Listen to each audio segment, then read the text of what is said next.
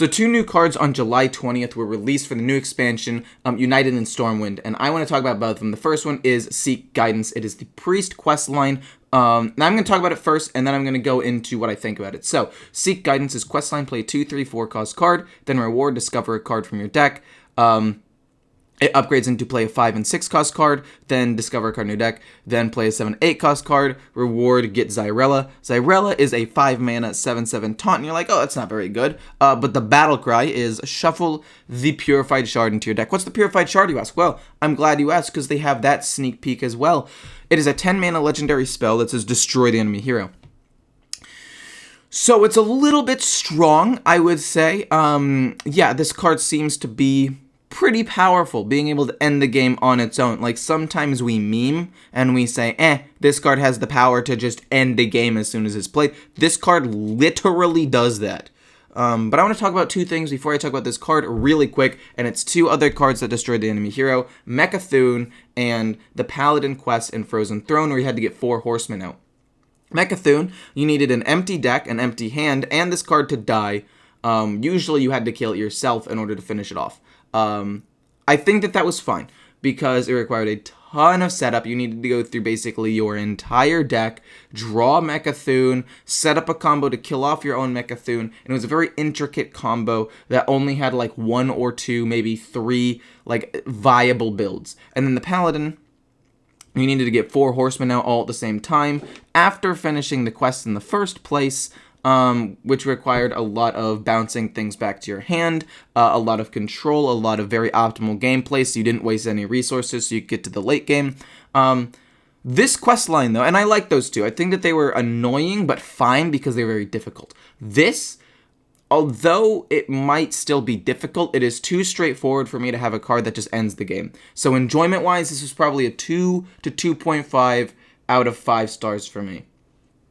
I do think that it'll be fun to pull off a couple of times. I'm excited to see what the actual animation is, not in an animated form, in order to have you win the game.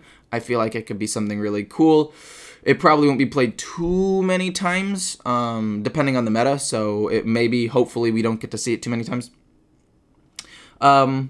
And let's just say, hypothetically, for the questline, you miss your 4-drop or you miss your 5-drop.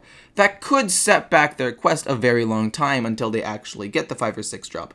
Unfortunately, since the reward of the first 2 questlines is to discover a card from your deck, it could be a little bit hard for you, or it could be a little bit hard to imagine them not getting all the cards that they need. So overall, I think that the card is like a 4.5 in strength, but it's very meta dependent. I think it'll be like a 3.5 if the meta is very aggro, and a 5 out of 5 if the meta is very control based. Because if they are control based, they give you a ton of time to get to the Purified Shard. Against aggro, odds are you'll never even get to turn 10 anyway.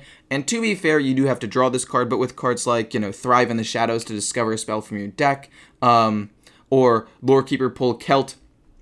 Basically, turn 10, Xyrella, Lorekeeper Pull Celt, draw Purified Shard next turn, win the game turn 11. Unless you're playing against a Ticketus Warlock, in which case that's the only case where it might be bad. So yeah, already just off the top of my head, there are a couple of ways that you could get this basically guaranteed, which is going to be a problem. But I think that finishing the questline will be a pretty hefty ordeal.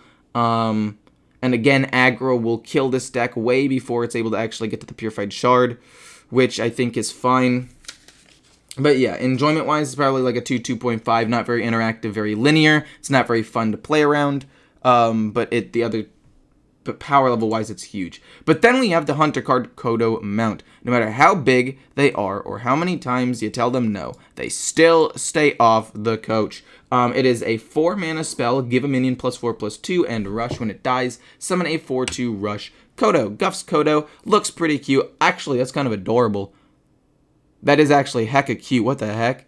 I'm very happy about that. But anyway, it's a pretty strong card. It is a 3-cost card, which could somewhat affect the 2/5 legendary that whenever a card attacks, summon a beast of that, or 1 less from your deck. Wait, this is a druid card, not a hunter card. I'm dumb. This is Guff. I thought for some reason... Never mind. Point is a druid card. And And I think that this card is not good enough to fit in Druid, actually, now that I realize this is a Druid card.